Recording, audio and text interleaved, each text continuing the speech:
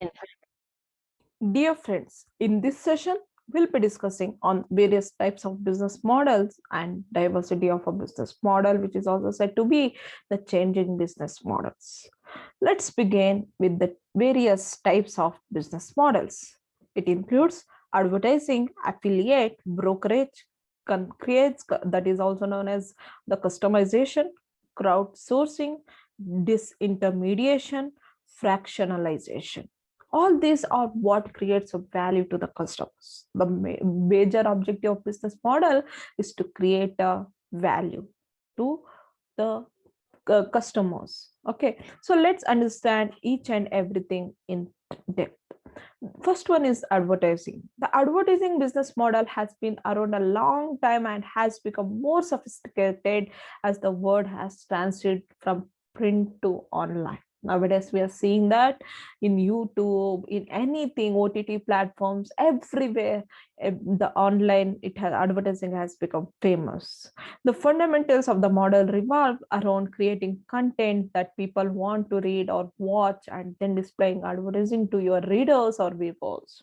What the business want to inform, everything will be communicated through the advertisements only. In an advertising business model, you have to satisfy two customer groups. Okay, your readers or the viewers and your advertisers both needs to be satisfied. Your readers may or may not be paying you, but your advertisers certainly are, right? An advertising business model is sometimes combined with the crowdsourcing model where you get your content for free from users instead of paying content creators to develop content. Some of the examples are like the New York Times, YouTube, the CBS, etc. Next, affiliate. The affiliate business model is relating to the advertising business model, but has some specific differences. Most frequently found online, and the affiliate model uses links embedded in content instead of visual advertisements that are easily identifiable. For example, if you run a book review website, you could embed affiliate links to Amazon within your reviews that allow people to buy the book you are reviewing. Amazon will pay you a small commission for every sale that you refer to them. In the same way, we get kind of messages, forwarded messages in our WhatsApp also, like if you forward or if you do something like that, you'll get a kind of benefit from business. Next is brokerage. Brokerage business connect buyers and sellers and help facilitate a transaction. They charge a fee for each transaction to either the buyer or the seller, and sometimes both. One of the most common brokerage business is a real estate agency, but there are many other types of brokerages such as freight brokerages. Even a banker can also act as a broker who help in banking activities, and also the other buyers for you can see the transportation system. In that also there are brokers, and in lot of business activities we can see that there is a brokerage system. Next is that concierge or customization. Some business take existing products or the services and add a custom element to the transaction that makes every sale unique for the given customer. For example, think of a custom travel agents who book trips and experience for a wealthy clients. You can also find customization happening at a larger scale with products like Nike, custom sneakers, or journey like that. Next, crowdsourcing. If you can bring together a large number of people to contribute content to your site, then you are crowdsourcing. Okay, crowdsourcing business models are most frequently paired with advertising models to generate revenue, but there are many other iterations of the model. Threadless, for example, let's designer submit t-shirt designs and gives the designer a percentage of sales. Companies that are trying to solve difficult problems often publish their problems openly for anyone to try and solve. Successful solutions get the rewards, and the company can then grow their business. The Key to a successful crowdsourcing business is providing the right reward to entice the crowd while also enabling you build a viable business. Example for this is like Threadless Company, YouTube, P&G, Connect and Develop, etc. Next, disintermediation. If you want to make and sell something in stores, you typically work through a series of middlemen to get your product from the factory to the store shelf, right?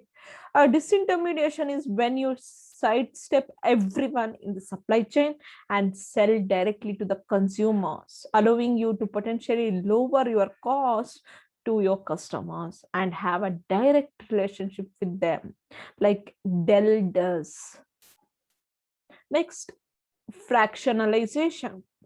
Instead of selling an entire product, you can sell just part of that product with a fractionalization business model. One of the best example of the business model is timeshares, where a group of people owns only a portion of a vacation home, enabling them to use it for a certain number of weeks every year. Example, Disney vacation clubs, net jets, etc. The fractionalization, the other franchise. Franchise is common in the restaurant industry, but you will also find it in all sorts of service industries from cleaning businesses to staffing agencies.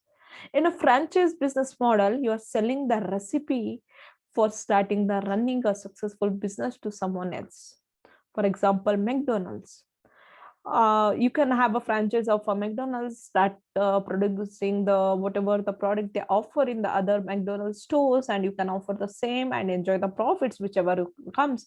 All you need to do is that pay a fee and commission for taking a franchise of the McDonald's. Next, freemium.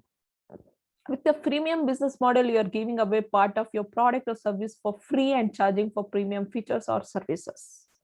So like some of the benefits you may give it for free. Later when they come up with asking for something more than that, like whatever the applications we use, you may take some applications, gaming applications, where you begin with a starting stage, and there you'll see that they are offering you for some of the features of that gaming at a free of cost. If you want to go further and want to have some additional features, you have to pay the amount for that. That is known as a freemium. Okay. Next, leasing. Leasing might seem similar to fractionalization, but they are actually very different. In fractionalization, you are selling perpetual access to part of something. Leasing, on the other hand, is like renting.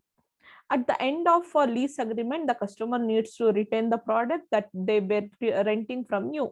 Like for example, leasing, when we think of a leasing, the first very most thing comes to our mind is that home leasing, right? We get our home leased. After some time we return, we get our money back and leave and shift the home, right?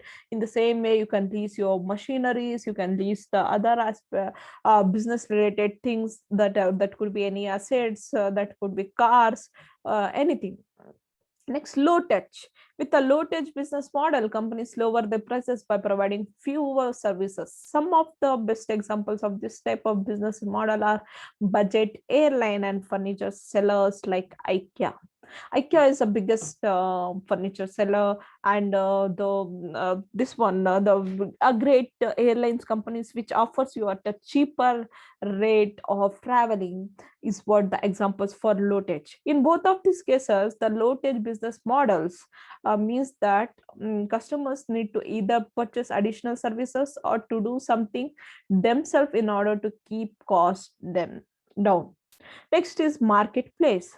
Marketplace allows sellers to list items for sale and provide customers with easy tools for connecting to sellers. The marketplace like eBay or the Flipkart, Amazon, all these are the examples of the marketplace. The marketplace business models can generate revenue for a variety of sources, including fees to the buyer or the sellers for a successful transaction, additional services for helping advertise sellers' products, and insurance so buyers have peace of mind. The marketplace model has been used for both products and the services. Pay as you go. So instead of pre-purchasing a certain amount of something, such as electricity or a cell phone minutes, or customers get charged for actual usage at the end of the billing period.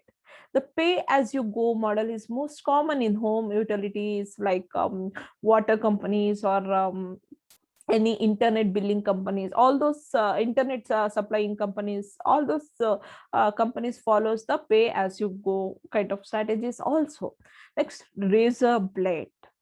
The razor blade business model is named after the product that essentially invented the model. Okay, sell a durable product below cost to increase volume sales of a high margin disposable component of that product. This is why razor blade companies practically give away the razor handle, assuming that you will continue to buy a large volume of blades over the long term. The goal is to tie a customer into a system, ensuring that there are many additional ongoing purchases over time. For example, Amazon Kindle, Gillette, inkjet printers, Xbox, all these companies use the strategy of razor blade only.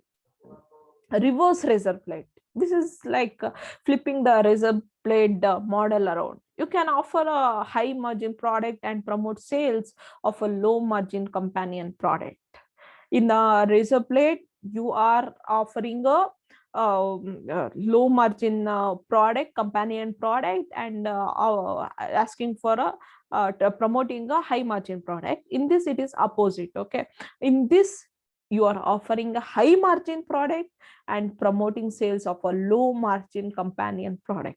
Similar to razor blade model, customers are often choosing to join an ecosystem of products, but unlike the razor blade model, the initial purchase is the big sale where a company makes most of its money. For example, Apple's company, iPads and iTunes, and nowadays you can see that MacBooks and pages, numbers and keynotes has come. Right. Next is reverse auction. A reverse auction business model turns auctions upside down and has sellers present their lowest prices to buyers. Like LendingTree, Priceline.com, all these companies does reverse auction. You can see reverse auction in action when contractors bid to do work on a construction project. You also see reverse auction anytime you shop for a mortgage or other type of loan. Subscription. Subscription business models are becoming more and more common.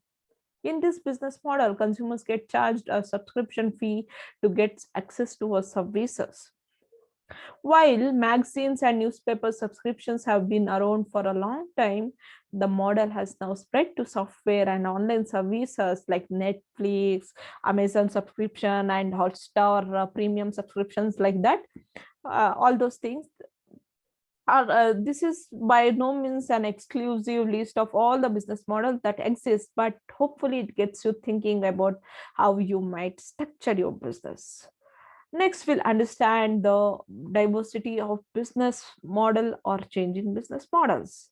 It has the six major concepts under this. Let's see what are the 6 common approaches under diversity or the changing business models. First one is showing proportional change by extending business model. That could be geographical expansion, widening customer target, rearranging the prices, extending the product and service lines, can be or anything. By making these small changes, the firm can achieve a boost to the existing business model.